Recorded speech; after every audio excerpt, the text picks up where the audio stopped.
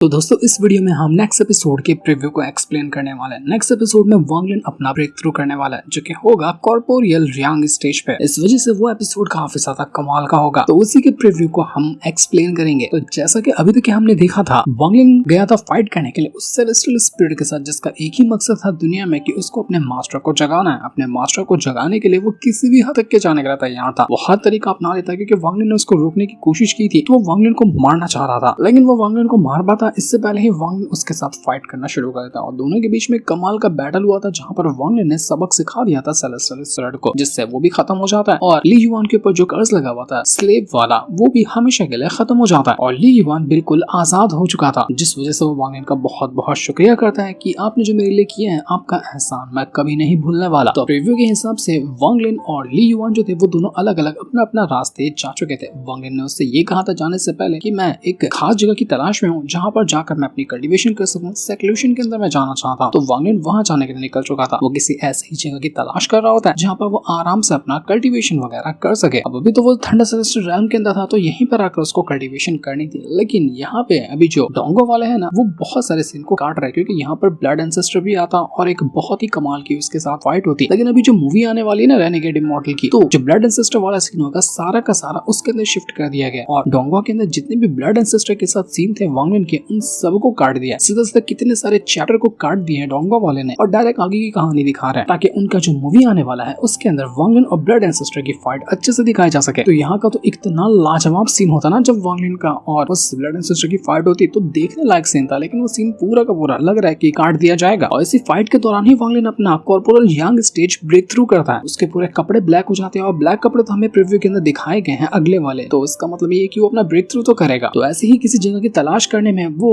इसको एक जगह मिल भी जाती है और वहां जाकर वो अपना ब्रेक थ्रू कर लेता है। वैसे तो नॉर्मल ब्रेक थ्रू दिखाया जाएगा, लेकिन अगर ब्लड एंसेस्टर आता तो फाइट के दौरान वो ब्रेक थ्रू होता तो वो और ज्यादा एक्स्ट्राऑर्डिनरी होने वाला था। लेकिन हम क्या ही कर सकते हैं, ये स्टूडियो वाले अपनी मनमानी कर रहे हैं, तो हमें तो उसी के हिसाब से एक्सप्लेन करना पड़ेगा, वरना नॉवेल के हिसाब से यहाँ की कहानी एकदम सुपर डुपर है, जो देखकर आपको मजा ही आ जाने वाला है। पर ये वाला बैटल देखने के लिए हमें मूवी जब आएगी उसका इंतजार करना पड़ जाएगा। तो वांग लिन तो अपना दूसरे रास्ते जा चुका था अपना ब्रेक थ्रू वगैरह करने के लिए, जिसमें वो कामयाब भी रहा, लेकिन ली युआन जो होता है ना, वो भी अपना दूसरे रास्ते गया था ना, ताकि वो अपने लिए भी कुछ और कमाल की चीजें ढूंढ सके, क्योंकि वो भी अभी थंडर सेलेस्टियल रेल्म के अंदर ही मौजूद है, तो वो भी यहाँ पर कुछ कमाल की चीजें ढूंढने की कोशिश करा था। और उसके पास वो स्वॉर्ड भी होती है, जो कि वांग लिन ने उससे कहा था कि तुम्हें जो भी ट्रेजर पसंद आता है, जो मैंने हासिल किया उसमें से जो भी अच्छा लगता है तुम वो ले सकते हो। तो आपको याद होगा कि ली युआन ने ना वो स्वॉर्ड ली थी वांग लिन से और कहा था कि ये स्वॉर्ड मेरी दाव पावर को बूस्ट करने में काफी ज्यादा हेल्प कर सकती है। तो वही वो स्वॉर्ड लेकर आगे बढ़ा था, लेकिन आगे बढ़ते हुए वो गलती से एक ऐसी जगह आकर पहुंच जाता है जो जगह काफी ज्यादा खतरनाक थी और यहाँ पर बाहर से आए हुए लोग बहुत सारे होते हैं।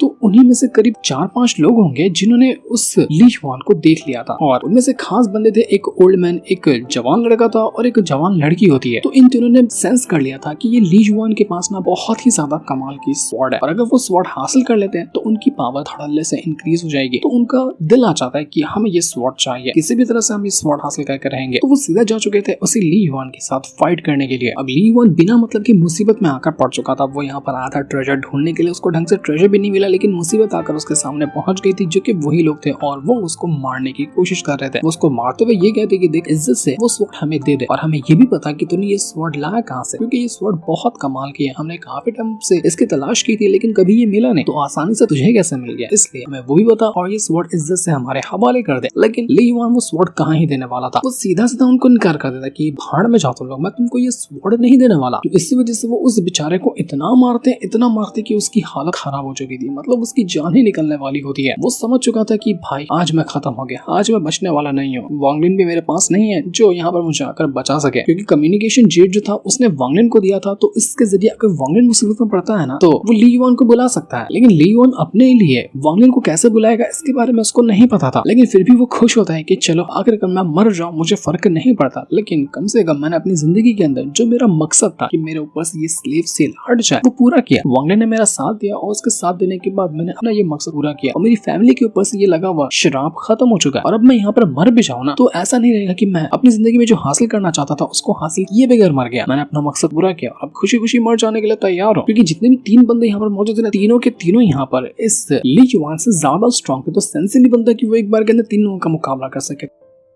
तो जैसे उनकी जान जाने वाली थी ना, लिटरली वहाँ का आसमान ही फट जाता है और आसमान के अंदर से एक आवाज आती है कि आखिर तुम लोगों की औकात कैसे हुई कि तुमने मेरे दोस्त के ऊपर अटैक करने की कोशिश की। अब आप लोग समझ जाओ कि ये आवाज किसकी होगी और किसकी हो सकती है। वो वांग लिन की आवाज थी। उसको पता चल चुका था कि ली वान के ऊपर अटैक हुआ और लोग उसकी जान लेने वाले हैं। तो ली वान की जान खतरे में हो और वांग लिन वहाँ पर ना है, ऐसा कैसे हो सकता है। वो पूरा आसमान फाड़ कर आया था लिटरली। अब जब वहाँ पर अपना कॉर्पोरल यांग स्टेज ब्रेक थ्रू कर चुका है ना, तो वो इतना बैड एस और इतना भयंकर लग रहा था कि जितने बंदे वहाँ पर मौजूद थे वो देख कर ही पागल हो जाते कि भाई साहब ये कौन आ गया हमें सबक सिखाने के लिए। आखिर ली वान ऐसे कैसे स्ट्रॉन्ग बंदे को जानता है जो यहाँ पर इसको बचाने के लिए वो यहाँ पर आया। वांग लिन इतना भड़का हुआ था कि आखिर तुम लोगों की हिम्मत कैसे हुई कि तुमने ली युवान के ऊपर अटैक किया। वो उन लोग से पूछता भी कि तुमने कितना दिन तक ये तड़पाया है ली युवान को, तो वो लोग कहते हैं कि 13 दिन के लिए। और लिटरली यहाँ पर वांग लिन इतना बुरी तरीके से उन लोगों को मारता ना कि आप सोच कर भी आपकी रूह कांप जाएगी। 13 दिन तक उन लोगों ने ली युवान को मारा था, तो वो उनके शरीर के पहले एक टुकड़े करता है, मतलब किसी के हाथ काटता है तो 1 दिन पूरा हुआ, पैर काटता है तो 2 दिन पूरा हुआ, दूसरा पैर काटता है तो 3 दिन पूरा हुआ। ऐसे करते करते पूरे के पूरे 13 टुकड़े करता है उन लोगों के। लिटरली एकदम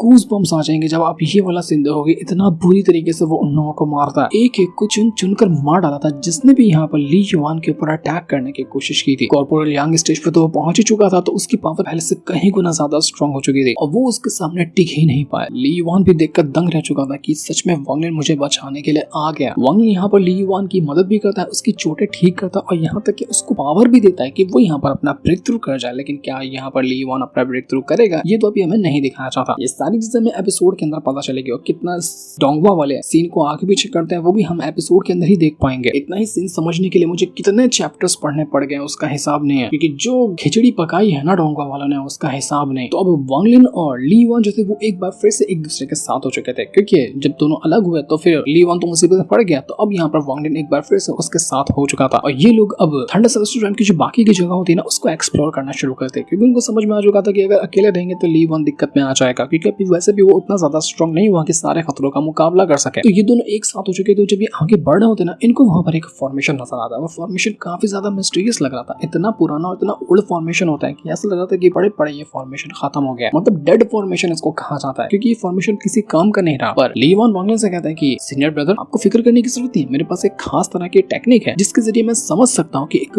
खत्म हुए फॉर्मेशन को कैसे एक्टिवेट किया जा सकता है। तो आप थोड़ा सा मुझे टाइम दीजिए, मैं थोड़ा दिमाग लगाऊंगा और कोशिश करूंगा इसकी कि क्या मैं समझ पाता हूँ ये फॉर्मेशन एक्टिवेट होता है या नहीं होता है। लेकिन अभी यहाँ पर अपने को नहीं दिखाया जाता है रिव्यू के अंदर कि क्या यहाँ पर ली युवान ने वो फॉर्मेशन एक्टिवेट किया या फिर वो नहीं कर पाया। लेकिन हाँ, ये चीज हमें जरूर दिखाई जाती है कि उस फॉर्मेशन के अंदर से बहुत ही ज्यादा भयंकर तरीके की पावर बाहर निकल कर आई है। ऐसी पावर की पूरा आसमान फट रहा है मानो। न जाने किस चीज का फॉर्मेशन था, क्या चीज की पावर थी वो तो पता नहीं, लेकिन ऐसी जब पावर बाहर निकल कर आई थी ना फॉर्मेशन के अंदर से, तो आस पास दूर दूर के इलाके तक के जितने भी लोग होते हैं ना, तो जितने भी दूर दूर के लोग थे ना वो सारे के सारे वहां पर आकर पहुंच जाते हैं और वांग लिन से कहना चाहते हैं कि तुझे जो फॉर्मेशन मिला है ना वो फॉर्मेशन हमारे हवाले कर दे। मतलब साफ था कि जो वांग लिन को फॉर्मेशन मिला है वो कोई मामूली चीज नहीं है, वो बहुत खतरनाक चीज होगी। इसी वजह से सारे के सारे लोगों को वो फॉर्मेशन चाहिए और उन्होंने वांग लिन को घेर लिया था। तो वांग लिन कहना चाहते कि अच्छा तुमको ये फॉर्मेशन चाहिए, चलो दिखाओ कि किसके अंदर जिगरा है जो यहाँ पर आकर मुझसे ये फॉर्मेशन ले सकता है। वांग लिन तैयार हो गया था सारे के सारे लोगों से मुकाबला करने के लिए। वहां पर कितने लोग होंगे उसका हिसाब बने था, सबसे अकेला वांग लिन लड़ने के लिए तैयार था। ये बैटल भी बहुत कमाल का होगा, लेकिन वो हमें दिखाया जाएगा नेक्स्ट एपिसोड के अंदर जिस सीन को दिखाते हैं। साथ ही ये प्रीव्यू एपिसोड यहीं पर एंड हो जाता है। Thanks for watching.